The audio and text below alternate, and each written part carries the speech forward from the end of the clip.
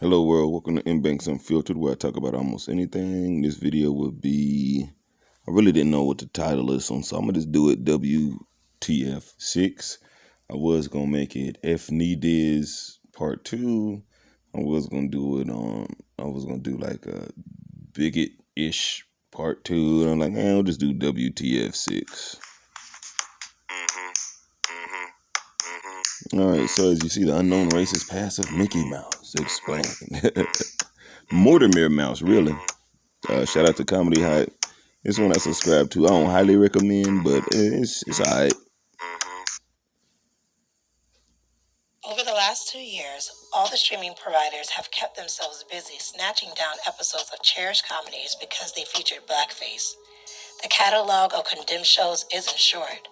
Episodes of Saturday Night Live, 30 Rock, The Office, Community, Scrubs, and Golden Girls were either removed entirely or modified to withdraw scenes that featured blackface characters.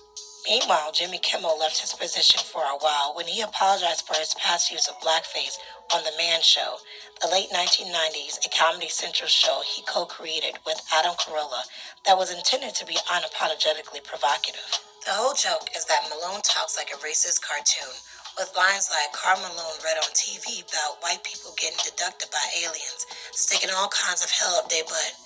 And that's a damn thing. Now, Karl Malone never seen no flying saucer himself, but if he do, that's gonna be a spooky time. Moreover, the sad fact and honest truth of the situation is no one could ever possibly remove all of the blackface from history of American entertainment. Its roots run everywhere and show up in everything Americans think of as funny. For instance, did you know the most famous blackface performer of all time is Micky Mouse? And the man behind the Micky Mouse ears was known as a revolutionary, a genius, and some Anti-Semite, bitch-ass, racist, bigot, cunt, motherfucker. There was some kind of YouTube commercial, and it would pop up, and it would say, like, or TubeU, my bad, I gotta put some disrespect on their bitch-ass name. But dude would come out and say, the Walt Disney now is not what the Mr. Walt Disney would have wanted. And I'm thinking, well, it might be, because still a lot of satanic symbolism, still a whole lot of bullshit ass shit in these movies. And that's, I mean, if you study or at least research satanic bullshit and the Masonic bullshit and how this shit is all intertwined and all entertainment, I'm like, bro, this is probably exactly what the fuck Walt Disney want. If not on a out front super racist level, the way he was doing shit back then, like Commando Duck, the Asian's teeth was over big and the axis was extra strong. That black centaur in Fantasia, you know, extra lips, hair all dinky and gap tooth and all that shit. What was the other example? Santa's Workshop, that mammy doll or whatever the fuck. And then just, I mean, fast forward in the day, I'm like, they, you know, the Eternals, right? The two black ones, the black female. Yeah, we'll give y'all a black female, but we're going to make sure she can't say a word. And then, oh yeah, we're going to give y'all a black male, but he's going to be a dick and booty ass nigga. And I'm like, bruh, these are cyborgnetic, or, you know, cyborgs or whatever the fuck the Eternals were. But I'm like, the Celestial, like, when you made these motherfuckers, you gave sexual preference? Like, why would they even give a fuck about fucking, you know what I'm saying? Or have a, I don't know, like, I would think in Eternal, their mind is more on cosmo traveling and black hole, like, sex and shit ain't even shit, you know? And then they make, just, that, to me, it was like pedophilic, but like that orange or red-headed young girl one that just never ate. I'm like, bro, why would you even make that like that? So like, bro, make them all of age or something. What the fuck? Like, I don't know, just weird ass bullshit. And then in that Spider-Man, I was gonna say Shattered Dimensions, the No Way Home, I think. Let me see, Homecoming, Far From Home, No Way Home. Okay, cool. Yeah, Jamie Foxx, cool little part. But early in the movie, Peter Parker is walking and they all, you know, tabloids or whatever, media and hype and all that shit, all the stupid ass humans, all these motherfuckers. They showed, LGBT agenda with a black dude with a shirt, and you and Mary Jane gonna have babies? I'm like, oh, they just had to sprinkle in that LGBT. And I mean, I feel like, you know, out of every ethnicity, it had to be a black male. And I'm like, how the stars are like, oh, very random, you know. But yeah, I don't know. That shit just kind of throwed off to me sometimes. I'm like, bro, what seeds are they planting in motherfuckers' heads and shit? Because I feel like I'm aware and see the shit, so it don't really fuck with me unless I want to talk about it. But I don't know. Fuck Walt Disney like a motherfucker. Who would go on to create a world of imagination forever. However, somehow we get back to color. Walter Elise Disney was born in Chicago, Illinois on December 5th, 1901, and died in Burbank, California on December 15th, 1966. Walter was a director, producer, animated, cartoonist, and screenwriter, winner of the Oscar Award 22 times, plus 4 honorary awards of the Academy, and the Emmy in 7 opportunities. Walt Disney is known for his famous children's characters such as Mickey Mouse or Donald Duck, and for founding one of the most important animations, film, and entertainment companies, Walt Disney Productions. In 1928, Disney found much success with Oswald the Rabbit, but wanted to create a new character. Thus, we got Mickey Mouse. Mickey Mouse appeared for the first time in 1928, but in its beginnings, it did not attract much attention. It was not until the implementation of sound that became a resounding success, having the voice of Walt Disney himself. Hi there. You know, this is one of my favorite times of the day here. After 1930, there were already different movies and animations of Mickey Mouse. In 1935, all Disney short films already had sound and color image, and the rest is history. Now, Walt Disney was known to be a racist, but the proof is in the pudding. These accusations are primarily from the use of racial stereotypes in Disney movies from the 1940s. Dumbo's Black Rose, Fantasia's Black Servant Centauret, and The Song of the South, a movie so offensive that the Disney company will no longer let it be seen in public. Then there is Walt Disney's own behavior. In Walt Disney by Neil Gambler.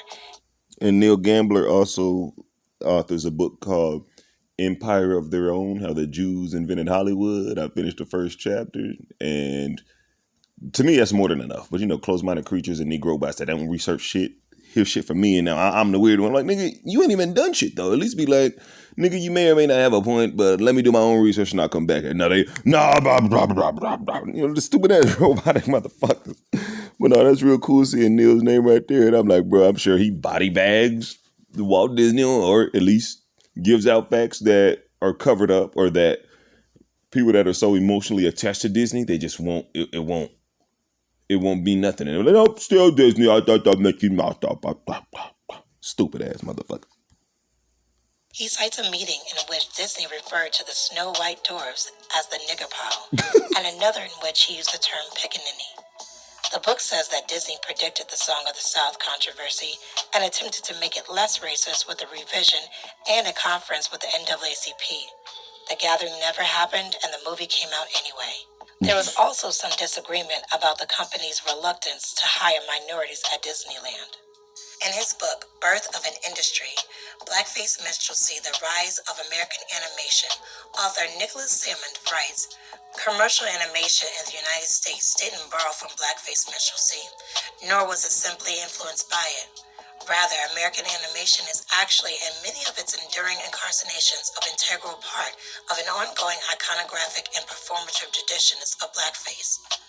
Mickey Mouse isn't like a minstrel, he is a minstrel.